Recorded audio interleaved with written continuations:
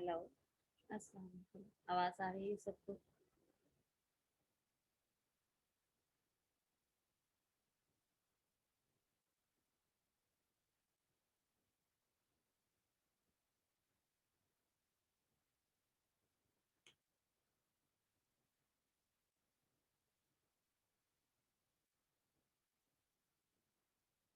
अस्सलाम वालेकुम। आवाज़ आ रही है आपको? आप जी मैम, आवाज आ रही है। ठीक है। अच्छा, अब ये सेकंड चैप्टर है आपका। सेकंड नहीं, थर्ड है। सॉरी, थर्ड चैप्टर है इंडस्ट्रियल इश्यूज का। ठीक है, industrial issues in Pakistan economy. Third chapter आपका स्टार्ट हो रहा है। तो इसमें सबसे पहले है आपकी large scale, small and medium और कॉटेज इंडस्ट्रीज। ठीक है। बेहतर होगा कि अगर हम इसकी एक लिस्टिंग कर लें।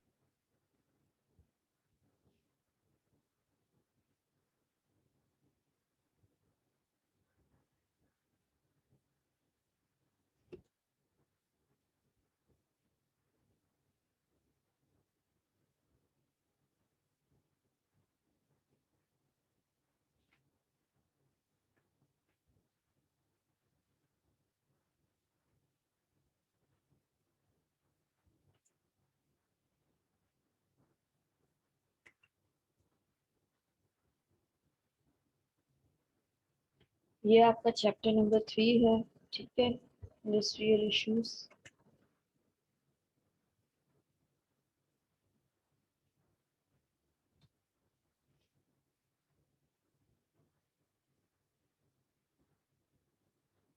इसकी कोर्स कंटेंट्स आप देख लें।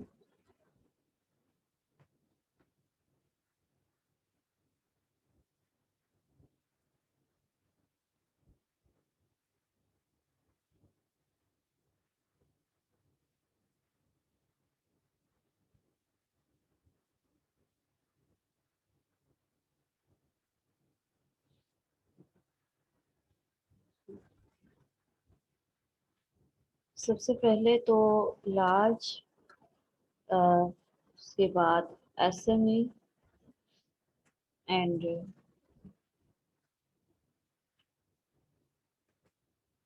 कॉटेज टाइप इंडस्ट्रीज इन Pakistan.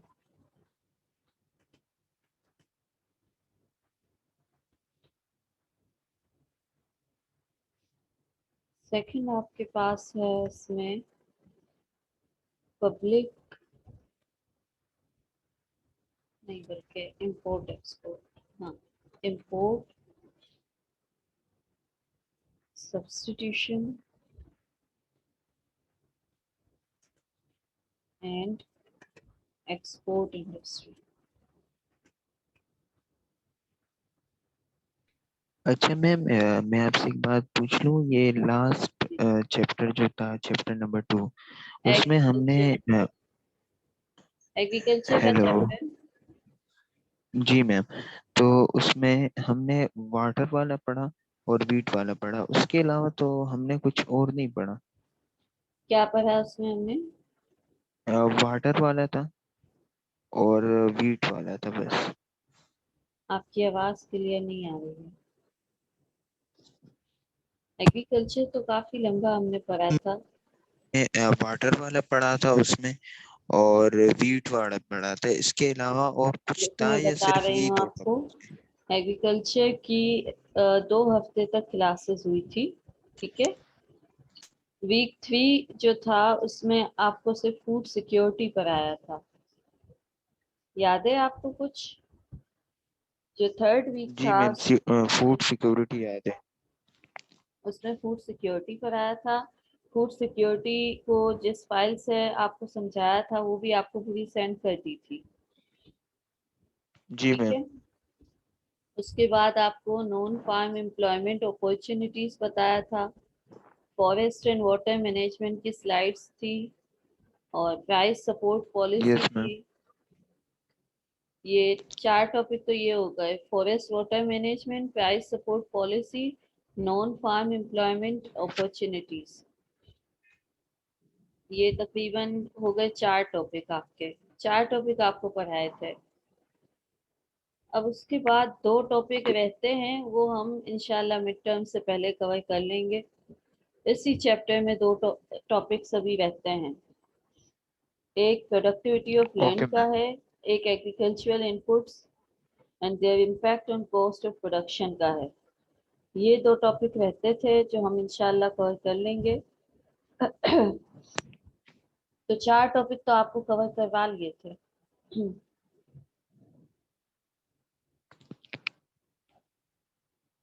Import substitution export industry, उसके बाद पब्लिक प्राइवेट ओनर,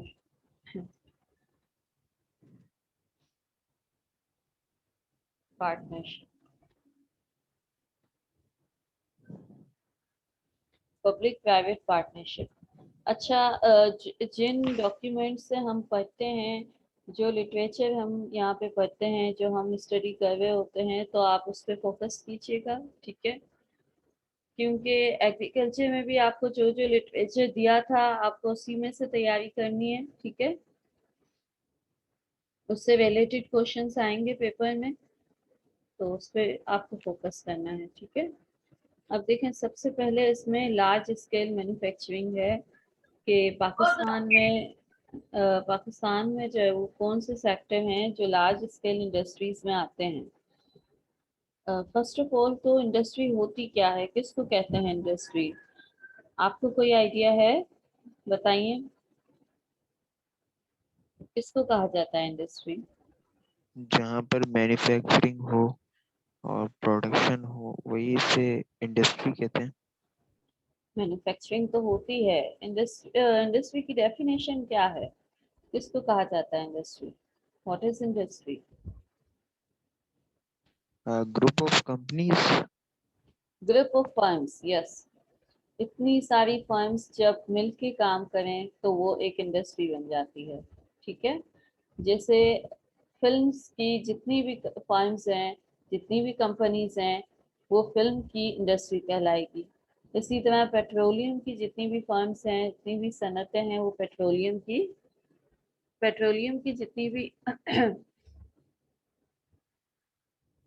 तो ये क्या भूल गया, अच्छा, पेट्रोलियम की जितनी भी फर्म्स हैं वो पेट्रोलियम की इंडस्ट्री कहलाएगी।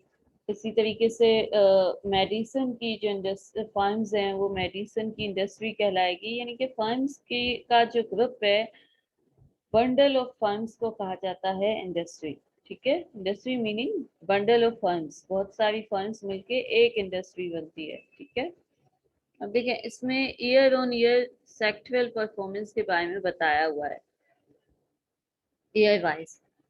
एक्स एक्सिस पर आप देख रहे हैं कि यहाँ पर आप देखें, ये जो ग्राफ है आपके सामने, एक्स एक्सिस पे सेक्टर्स हैं, ये हमारे लार्ज स्केल के सेक्टर हैं, ये लार्ज स्केल इंडस्ट्रीज हैं। इसमें नॉन मेटेलिक मिनरल्स हैं, फर्टिलाइजर्स हैं, फार्मास्यूटिकल्स हैं, और ऑटोमोबाइल्स हैं, पेपर एंड बोर्ड है, फूड एंड बेवरेजेस है, केमिकल्स है, आयरन स्टील है, टेक्सटाइल है, और कोक एंड पेट्रोलियम है, रबर है, इंजीनियरिंग है, इलेक्ट्रॉनिक्स है, लेदर है, वुड है, ठीक है। ये सारी वो इंडस्ट्रीज हैं जिनका ताल्लुक लार्ज स्केल इंडस्ट्रीज से है, ठीक है। बड़ी बड़े पैमाने पे जो इंडस्ट्रीज होती है उनसे इनका ताल्लुक है, ठीक है। अब इनकी परफॉर्मेंस के बारे में बताया हुआ है, ईयर वाइज क्या चेंजेस आ रही है। अब देखें, इसमें नीचे हम पढ़ रहे हैं लार्ज स्केल मैन्युफैक्चरिंग, एलएसएम से एब्रीविएट किया है इसको, In October, grew 6.66% on the back of higher automobile and cement production in the country. Data released by Pakistan Bureau of Stats showed on Tuesday. अब ये बता रहे हैं कि लास्ट ईयर अक्टूबर में जो लार्ज स्केल मैन्युफैक्चरिंग है वो इंक्रीज हुआ है 6.66% से इसकी ग्रोथ हुई है. Since July, the LSM has rebounded after suffering months of downturn on account of COVID-19, mainly in the construction, textile, food, chemicals, non-metallic minerals, mineral products, automobile and pharmaceutical sectors. Corona या कोविड-19 जो है उसकी वजह से बहुत ज़्यादा impact आया है किस पे, कंस्ट्रक्शन पर, टेक्सटाइल पर. ये जो इंडस्ट्रीज के नेम्स हैं, minerals, metallic, automobile, pharmaceutical sectors, ये बहुत ज़्यादा मुतासिर हुए हैं. The uptick during last 4 months reflects a revival in economic activities in the country. अच्छा, अब जैसे जैसे इंटरनेशनली हालात बेहतर होते जा रहे हैं वैसे वैसे हमारे ग्लोबल हमारी जो है वो डोमेस्टिक भी बेहतरी आ रही है बिजनेस में. तो लास्ट 4 मंथ्स में बता रहे हैं कि इकोनॉमिक एक्टिविटीज अब बेहतरी की तरफ आ रही हैं. तो जो लार्ज स्केल मैन्युफैक्चरिंग है वो 6.66% ग्रो हुआ है. On a month-on-month basis, the LSM grew by 3.95%. हर महीने की बुनियाद पे अगर देखा जाए तो ये जो लार्ज स्केल मैन्युफैक्चरिंग है वो 3.95% से ग्रो हो रहा है. अब ये इसी तरीके से आगे भी ग्रोथ रेट्स के बारे में बताया हुआ है. The LSM grew by 5.46% in July-October period. July to October, जुलाई से लेके अक्टूबर तक 5.46% इजाफा हुआ. At a time when the global economy is in deep recession, industry is driving economic growth and recovery in Pakistan. Globally जब बहुत ज़्यादा recession था तो पाकिस्तान में जो है वो आहिस्ता आहिस्ता रिकवरी हो रही थी, इकोनॉमिक ग्रोथ हो रही थी. अब ये मिनिस्टर में इंडस्ट्रीज के उनके जो है ना वो उनकी राय बताई गई है. In addition, Planning Minister Asad Umair said also said that industrial growth accelerates as economic recovery gathers pace. माशी तौर पे जैसे जैसे हालात बेहतर होते जा रहे हैं हमारी जो सनतें हैं वो भी उनकी भी ग्रोथ होती जा रही है. ठीक है, अब ये जो है ये एक आप समझ लें कि न्यूज़ का एक पेपर एक केस है वो आपको बता रही हूँ. अब उसके अलावा इसमें जो इंफॉर्मेशन की चीज़ है वो ये है कि लार्ज स्केल सेक्टर कौन कौन से हैं ये आप नोट कर लें. मिनरल्स हैं, फर्टिलाइजर्स हैं, फार्मास्यूटिकल्स हैं.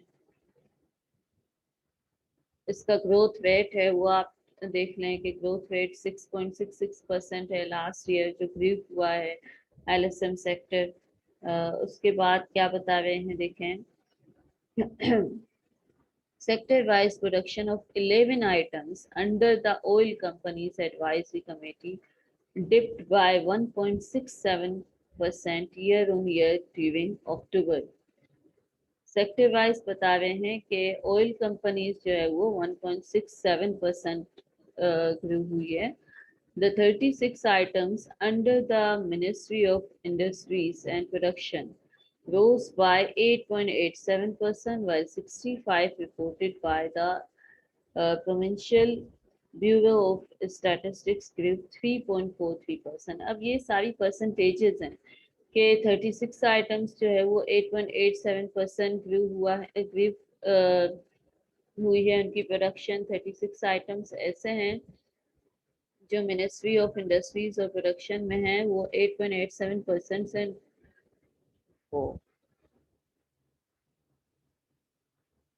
8.87% राइज हुई है, जबकि 65 आइटम्स ऐसे हैं जिनकी परसेंटेज ऑफ ग्रोथ 3.43% है.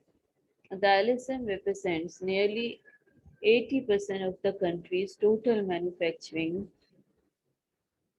and accounts for nearly 10.7% of the national output। देखें अब ये इंफॉर्मेशन है कि जो लार्ज स्केल मैन्युफैक्चरिंग सेक्टर है वो 80% कवर कर रहा है। जितनी भी टोटल मैन्युफैक्चरिंग है पाकिस्तान की उसमें 80% जो है वो लार्ज स्केल मैन्युफैक्चरिंग कवर कर रहा है and accounts for nearly 10.7% of national output। National output का 10.7% लार्ज स्केल मैन्युफैक्चरिंग से कवर हो रहा है। In comparison, the small scale industry makes up for just 1.8% of GDP, 13% of the secondary sector। अब small scale industry का इसके comparison में बताया हुआ है, मेरे ख्याल में ये 80 नहीं है बल्कि ये 8 है, ये 0 है, मेरे ख्याल 80 है, 0 यहाँ पर भी इसी में लिखा हुआ है, ठीक है। तो 80% जो है टोटल मैन्युफैक्चरिंग का large scale manufacturing sector cover कर रहा है और नेशनल आउटपुट जो है उसका 10.7% है। जो स्मॉल स्केल इंडस्ट्री है वो 1.8% ऑफ जीडीपी है और 13.7% सेकेंडरी सेक्टर है, ठीक है। As per the PBS data यानी कि ब्यूरो ऑफ स्टैट्स के मुताबिक सब sectors with in the automobile sector posted massive growth in October from a year ago. यानी कि ग्रोथ जो है वो बहुत आहिस्ता हो रही थी एक साल पहले। Production of tractors rose by 2.24%। अब ये जीप कार्स वगैरह के बारे में बताया हुआ है कि इनकी ग्रोथ इस रेट से हुई है। कार्स की ग्रोथ 20.6% से हुई है, मोटरसाइकिल्स की 8.02 से हुई है और प्रोडक्शन ऑफ ट्रक्स है बसेस है, इनकी परसेंटेजेस हैं। The cement output also grew 25.09%। Cement का जो सेक्टर है, सीमेंट की जो फर्म्स हैं उनकी ग्रोथ के बारे में बताया हुआ है कि 25% से जो है ना वो सीमेंट की इंडस्ट्री ग्रो की है। Under review on the back of greater demand following the start of construction activities। देखें जैसे जैसे हालात जो है वो बेहतरी की तरफ आ रहे हैं तो कंस्ट्रक्शन की जो एक्टिविटीज़ हैं वो खुल रही हैं और इसी वजह से जो सीमेंट है उसकी डिमांड बढ़ रही है और उसका जो मैन्युफैक्चरिंग सेक्टर है उसकी ग्रोथ भी हो रही है, 25% से ग्रोथ हुई है। ये एक बहुत अच्छा रेट है। And increase in exports from country, export में भी इजाफा हुआ है सीमेंट की। The production of paints varnishes was up 12.15%। अब कंस्ट्रक्शन से ही रिलेटेड जो पेंट के आइटम हैं और वर्निशेस वगैरह हैं इसमें भी ग्रोथ हुई है 12.15% से।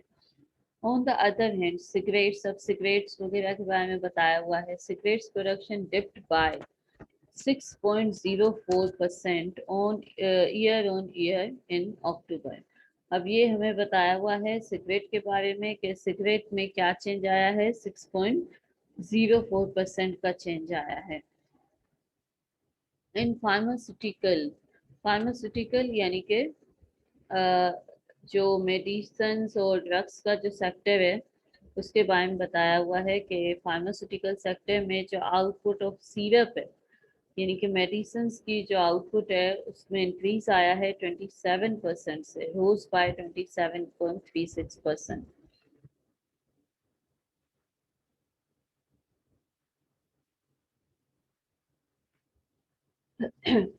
and capsules 53.33%।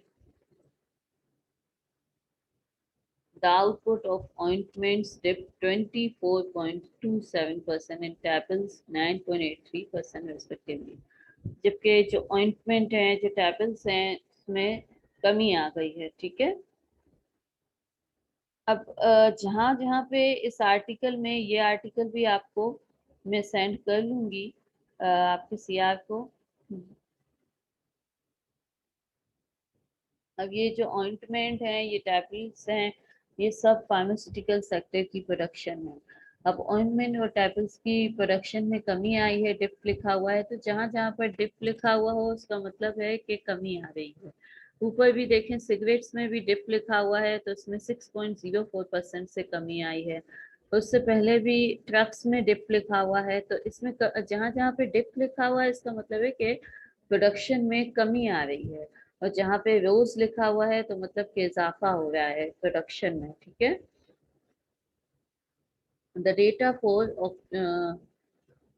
अच्छा, इसमें आगे बताया हुआ है, देखें, on the other hand T, cooking oil, wheat grain, milling end milling output drift 1.44, 4.5%, 4.45%, 108%। अब ये बताया हुआ है, देखें, फूड इंडस्ट्री जो बेवरेजेस की इंडस्ट्री होती है और जो व्हीट ग्रेन है आपके, उसके बारे में बताया है कि इसमें इतना इतना इजाफा हुआ है, इनकी परसेंटेजेस हैं। The production of these sectors rebounded in October after negative growth in previous months।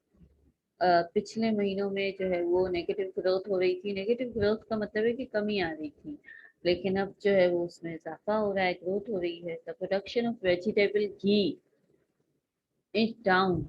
Vegetable घी की प्रोडक्शन में कमी आ गई है। Data for October showed that output of petroleum products dipped by 1.67%। जो पेट्रोलियम की प्रोडक्ट्स हैं, जो ऑयल की प्रोडक्ट्स हैं, जैसे हाई स्पीड डीजल हो गए, पेट्रोल हो गए, एलपीजी वगैरह, तो इसके बारे में बताया हुआ है कि भाई पेट्रोलियम की प्रोडक्ट्स में 1.67% कमी आई है। The production of furnace oil, jet airline fuel, lubricating oil, tube patching oil and solvent naphtha also fell during the month under review। और ये जितनी भी प्रोडक्शंस हैं ये सारी पेट्रोलियम से ही रिलेटेड हैं, पेट्रोलियम की ही प्रोडक्ट्स हैं, पेट्रोलियम से ही बनती हैं, तो इनमें कमी आ गई है। At the same time production of electronic goods contracted except refrigerator, electric bulb, switch gears, electric transformers and storage batteries. अब ये जितनी भी हैं चीज़ें इलेक्ट्रॉनिक्स की, ये भी कॉन्ट्रैक्शन में आ गई हैं, यानी कि इनमें भी कमी आई है। लेकिन जो फ्रिजेस हैं और इलेक्ट्रिक बल्ब हैं, स्विच गियर हैं, इलेक्ट्रिक ट्रांसफॉर्मर्स हैं, स्टोरेज बैटरीज हैं, इनमें बेहतरी की सूरत हाल है। ठीक है, तो ये जो ग्राफ है देखें आप, year on year sectoral performance, इसमें आपको बताई हुई है कि परसेंटेजेस क्या हैं, कितने परसेंट से इंक्रीज हो रही है, कितने परसेंट से डिक्रीज हो रही है। तो ये पाकिस्तान स्टैटिस्टिकल ब्यूरो का इशू किया हुआ है, और ये ग्राफ उसका इशू किया हुआ है। और आर्टिकल तो डॉन का है, डॉन न्यूज़पेपर का आर्टिकल भी आपको मिल जाएगा। इसमें बताया हुआ है, देखें कि ये जो ऊपर की तरफ आपको ग्रीन लाइंस नजर आ रही हैं, देखें, मिनरल्स है और फर्टिलाइजर्स हैं, और आपके फार्मास्यूटिकल्स हैं, ऑटोमोबाइल्स हैं, पेपर एंड बोर्ड है, बेवरेजेस हैं, केमिकल्स हैं, इनमें पॉजिटिव ग्रोथ आई है। टेक्सटाइल है, तो मिनरल्स में सबसे ज़्यादा है, टेक्सटाइल में सबसे कम है, उसके बाद जो Coke, petroleum, rubber, engineering, electronics, leather, would, इनकी प्रोडक्ट्स में नेगेटिव ग्रोथ है, यानी कि कमी आई है। ठीक है, अच्छा, अब लार्ज स्केल इंडस्ट्रीज के बाद आप आ जाएं स्मॉल एंड मीडियम इंटरप्राइजेस पर।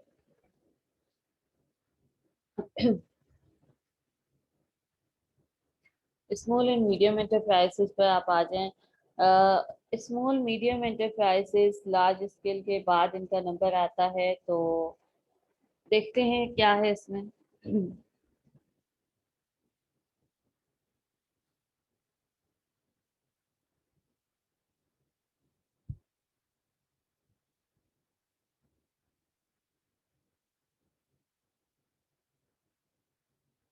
अच्छा, देखें, इसमें सबसे पहले तो स्मॉल एंड मीडियम एंटरप्राइजेस को डिफाइन किया है कि what are small and medium enterprises. It is a well established fact that small and medium enterprises are one of the largest and most important sector of Pakistan's economy। कोई भी country हो, develop हो या developing हो, small medium enterprises का बहुत अहम role होता है इसमें। as defined by SPP A small enterprise is a business entity which doesn't employ, including contract employees, more than 50%. अब ये डेफिनेशन है, देखें सेकंड पैरा में जो बताया हुआ है ये SVP की तरफ से, और नॉर्मली भी यही डेफिनेशन होती है सेकंड पैरा में। ये देखें आप एरो में बताई हुई है इसकी डेफिनेशन कि जो SMEs होते हैं वो 50% से ज़्यादा लोगों को हायर नहीं करते। इनके उनके एम्प्लॉयज़ की तादाद जो है वो 50% होती है। ये इसका साइज बताया हुआ है, वॉल्यूम है इसका SMEs का। लार्ज स्केल मैन्युफैक्चरिंग में अनलिमिटेड पर्सन्स होते हैं। एब्रोड भी फैला हुआ होता है कारोबार, इंपोर्ट एक्सपोर्ट में भी होते हैं। लेकिन जो SMEs होते हैं वो उसके मुकाबले में छोटी इसकी साइज होती है। कारोबारी जो ऑपरेशंस होते हैं वो बहुत ज़्यादा फैले हुए नहीं होते हैं। तो SMEs की डेफिनेशन देखिए बताइए कि मोर देन 50% नहीं होते, ठीक है, विच डजन एम्प्लॉय मोर देन 50%, यानी कि एम्प्लॉयज जो हैं वो 50% तक होते हैं। And annual sales turn over is up to ₹150 million. Annual जो सेल्स होती हैं वो 150 मिलियन तक होती हैं। एनुअल सेल्स का टर्नओवर बताया है कि 150 मिलियन तक होता है। Small enterprises can be extended finances up to ₹25 million. अब ये कैपिटल का साइज है, कैपिटल ऑफ एसएमईज। एसएमईज का जो कैपिटल होता है वो 25 मिलियन तक होता है। इसकी ये हद बताई हुई है, लिमिट बताई हुई है कि जो SMEs होते हैं उनका कैपिटल 25 मिलियन तक लिमिटेड होता है। SMEs constitute nearly 90% of all the enterprises in Pakistan. Pakistan में जितने भी enterprises हैं 90% SMEs हैं। Employ 80% of non-agricultural labor force. अब एग्रीकल्चर के बाद जो दूसरे सेक्टर हैं, जो इंडस्ट्रीज हैं, दूसरे जो सेक्टर्स हैं, सर्विस सेक्टर है, तो उसमें जो 80% लेबर है वो SMEs से लिंक कर रही है, ठीक है, SMEs से कनेक्टेड है। 80% जो लेबर फोर्स है पाकिस्तान की नॉन एग्रीकल्चरल लेबर फोर्स, ज़राअत के अलावा जो मजदूर पेशा जो लेबर है हमारी, जो स्किल्ड नॉन स्किल्ड लेबर है, वो 80% SME से कनेक्टेड है। And their share in the annual GDP is 40% approximately. और GDP में जो SMEs का शेयर है वो भी बहुत ही स्ट्रॉन्ग है, 40% इसका शेयर है SMEs का। यानी कि gross domestic product national income जो है वो पाकिस्तान की, उसमें 40% जो शेयर कर रही है वो SMEs शेयर कर रही है, ठीक है। देन अब आप इसमें देखें what are the main factors of SMEs। इसके मेन फैक्टर्स बताए हुए हैं, technology and skill innovation, employment generation, entrepreneurial and sector development, foreign export, trade promotions, driving force of country economy। अब ये सारे वो फैक्टर्स हैं जो SMEs की ग्रोथ पर असरअंदाज होते हैं। 5 फैक्टर्स इसमें बताए हुए हैं, टेक्नोलॉजी बताई है, स्किल इनोवेशन बताया हुआ है, और इसके बाद एम्प्लॉयमेंट जनरेशन है, एम्प्लॉयमेंट की अपॉर्चुनिटीज़ हैं, और एंटरप्रेन्योरियल एंड सेक्टर डेवलपमेंट है, फॉरेन एक्सपोर्ट है, एक्सपोर्ट की जो अपॉर्चुनिटीज़ हैं उसके बारे में है, ट्रेड प्रमोशन है, ट्रेड प्रमोशन की पॉलिसीज़ हैं। ज़्यादातर ये जो फैक्टर्स हैं ये कंट्री फैक्टर्स हैं, यानी ऑल ओवर कंट्री में ये फैक्टर्स, इनकी क्या सिचुएशन है वो असरअंदाज होती है SMEs की ग्रोथ पर।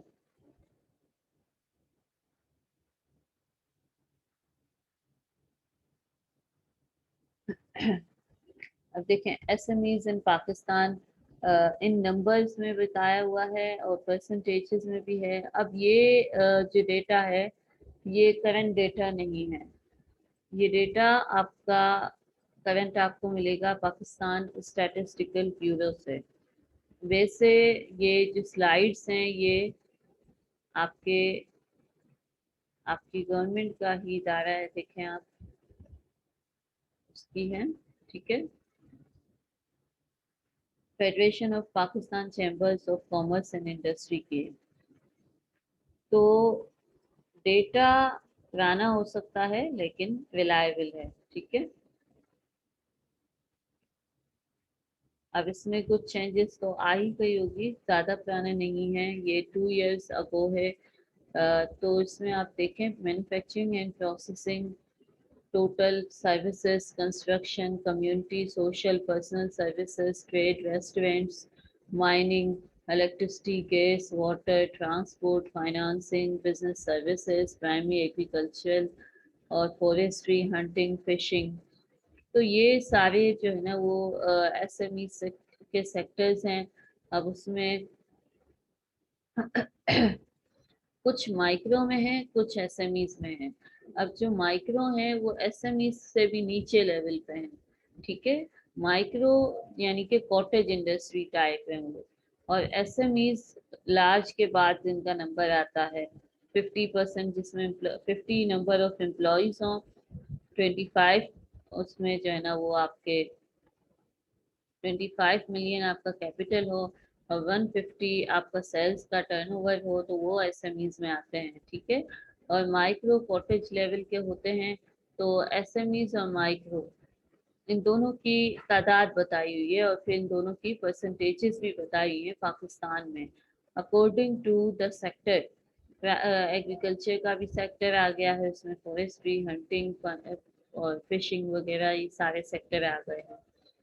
अच्छा, अब देखें एसएमईज एज हिडन चैंपियंस, यानी एसएमईज जो हैं इनको चैंपियंस कहा गया है कि ऐसे चैंपियंस जो बाज़ाहिर हमें बहुत ज़्यादा एक्टिव नज़र नहीं आ रहे लेकिन हैं इकोनॉमी के चैंपियंस, क्योंकि इकोनॉमी को बूस्ट करने में, इकोनॉमी को बढ़ाने में एसएमईज का बहुत ही इंपॉर्टेंट रोल है। The hidden champions small but highly successful, size में स्मॉल है बट सक्सेसफुल है, बहुत ज़्यादा कामयाब है। Low level of public awareness, most of their products contribute significantly to the current account of their countries. अब countries का जो करंट अकाउंट होता है उसमें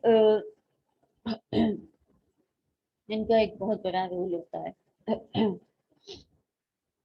एक करंट अकाउंट होता है, एक बैलेंस ऑफ पेमेंट का अकाउंट होता है। तो करंट अकाउंट में इनका एक बहुत बड़ा जो है ना वो हिस्सा होता है, यानी कि करंटली आपकी जो इनकम्स हैं डोमेस्टिकली वो कहाँ कहाँ से कंट्रीब्यूट हो रही हैं।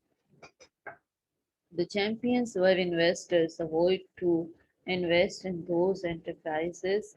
No historical record of business. Owners are not well known. Introducing a newly experimented product. अब ये जो इन्वेस्टर्स हैं ये वहाँ पर इन्वेस्ट करते हैं, इसमें बताया हुआ है कि जहाँ पर नॉर्मली जो बड़े इन्वेस्टर्स हैं वो जाने से गुरेज करते हैं। उनको जब रिस्क मालूम होता है जहाँ पर, तो बड़े इन्वेस्टर्स वहाँ पर नहीं जाते हैं। लेकिन जो एसएमईज हैं वो वहाँ पर इन्वेस्ट करते हैं, न्यू प्रोडक्ट्स में, इनोवेशंस में इन्वेस्ट करते हैं। Owners are not well known, जो मालिकान होते हैं एसएमईज के उनके पास कंप्लीट इंफॉर्मेशन नहीं होती, लेकिन फिर भी वो इन्वेस्ट कर लेते हैं, रिस्क ले लेते हैं, ठीक है। तो इन मोस्ट केसेस वो सक्सेसफुल हो जाते हैं और आगे बढ़ जाते हैं, और रिकॉर्ड नहीं होता है कोई तारीखी ऐसा बिजनेस का, लेकिन फिर भी कामयाबी की शरह इसमें अच्छी है एसएमईज में।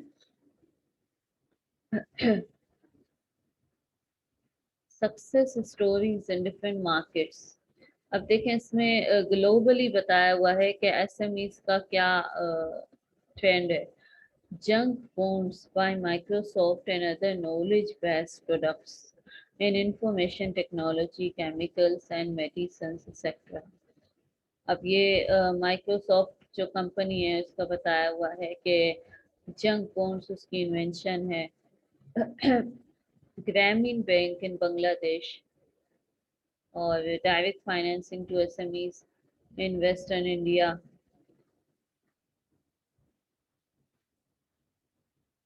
SMEs are supporter of allies industries. जो लार्ज स्केल इंडस्ट्रीज हैं उसके सपोर्टर होते हैं SMEs. SMEs link with large scale industry sometimes as a horizontal part of chain like in sugar industry, sometimes part of vertical chain backward or forward linkage with a large scale industry like in textile, chemicals, petroleum। अब ये जो SMEs होते हैं ये बड़ी industries को या तो रॉ मटेरियल वालों से मिला देते हैं या फिर आगे जो है ना वो सप्लायर जो होते हैं उनसे मिलवा देते हैं। तो एसएमईज जो है वो आपको क्या करते हैं, लिंक आपका बना देते हैं। फॉरवर्ड लिंक भी बना सकते हैं और बैकवर्ड लिंक भी बना सकते हैं। It reduces cost of working capital and inventory management for large scale industry either to store end user goods or holding raw material inventories for large scale industries।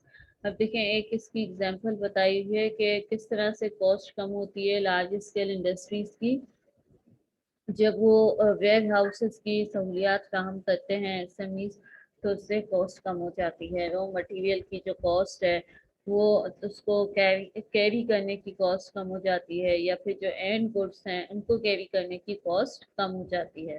ठीक है।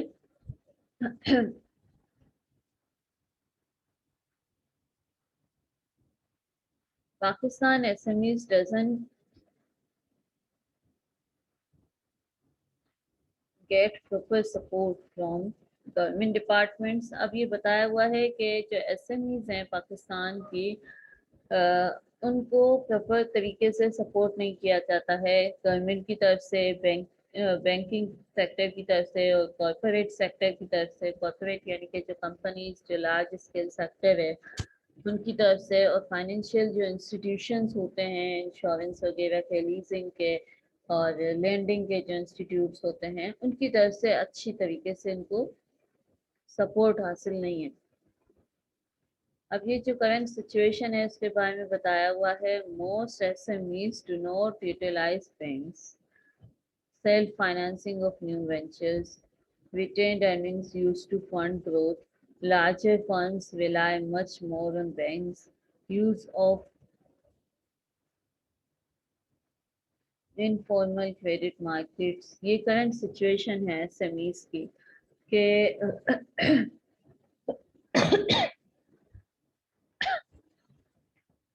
जो लार्ज स्केल फर्म्स होती हैं वो ज़्यादातर bank पे rely करती हैं।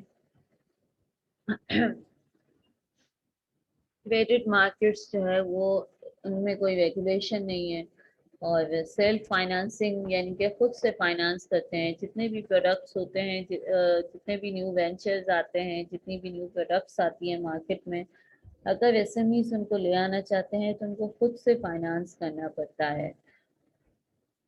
बैंक्स की तरफ से उनको सपोर्ट हासिल नहीं होती है। ठीक है। Then facing problems by SMEs. अब ये कॉमन प्रॉब्लम्स हैं जो एसएमईज फेस कर रहे हैं। इसमें आप देखें फाइनेंशियल प्लानिंग है और लो प्रोडक्शन कैपेसिटी है। फाइनेंशियल प्लानिंग यानी कि इनके पास फाइनेंस के मसाइल होते हैं, पैसा इनके पास सही से प्रॉपर इनकी अरेंजमेंट नहीं होती, बैंकिंग सेक्टर की तरफ से सपोर्ट नहीं होती, तो उसकी वजह से इनको क्या होता है कि फाइनेंशियल प्लानिंग में मसला हो जाता है। ठीक है। यानी कि इसका मतलब ये हुआ कि 70% वो खुद पे डिपेंड करते हैं फाइनेंशियल नीड्स पर। प्रोडक्शन कैपेसिटी इनकी लो होती है, नॉलेज लिमिटेड होती है, स्किल के लेबर के स्किल बहुत ज़्यादा नहीं होते हैं। Ineffective marketing. मार्केटिंग का मतलब है कि वो सारे इसमें तरीके, एडवर्टाइजमेंट और सब कुछ आ गया कि जिन मेथड से आपकी जो प्रोडक्ट है वो कंज्यूमर के हाथों में पहुंच जाए। तो इनइफेक्टिव मार्केटिंग का मतलब है कि मार्केटिंग इनकी अच्छी नहीं है। मार्केटिंग अच्छी नहीं है तो जो गुड्स हैं वो फाइनल कंज्यूमर तक पहुंचने में इसको बहुत मसलों का सामना करना पड़ता है। क्रेडिट पॉलिसी, उधार की जो पॉलिसी है उसमें मसले हैं। उधार का मिलना उनके लिए बहुत मसला है, बहुत बड़ा मसला है। यानी कि जो बैंक हैं वो ज़्यादातर उनको फैसिलिटेट करते हैं जो लार्ज स्केल हैं, जो पहले जो वेल इस्टेब्लिश्ड हैं, जिनको प्रॉब्लम्स नहीं है फाइनेंशियली, तो बैंक्स उन पे रिलाय करते हैं। एसएमईज पर बैंक ज़्यादातर रिलाय नहीं करते हैं। आइडेंटिफिकेशन ऑफ न्यू मार्केट्स की को जानना, न्यू मार्केट्स की सर्च करना, ये भी एक बहुत बड़ा मसला है। ठीक है। Not adoption, not adoptability of new technology. नई टेक्नोलॉजी अगर मार्केट में आती है, अगर नई टेक्नोलॉजी मार्केट में आती है तो एसएमईज उनको डायरेक्टली अडॉप्ट नहीं कर सकते हैं, बिकॉज उनके पास जो है वो इतना कैपिटल नहीं होता है कि वो खुद को फाइनेंस कर सकें। कंटिन्यूस मॉडर्नाइजेशन, मॉडर्नाइजेशन की जो फेस है, जो स्पीड है मॉडर्न होने के लिए, जो फाइनेंस चाहिए वो उनके पास नहीं है, तो इसलिए कंटिन्यूस मॉडर्नाइजेशन में उनको प्रॉब्लम्स होती हैं। Lack of government support, government की प्रॉपर सपोर्ट नहीं है उनको। ठीक है।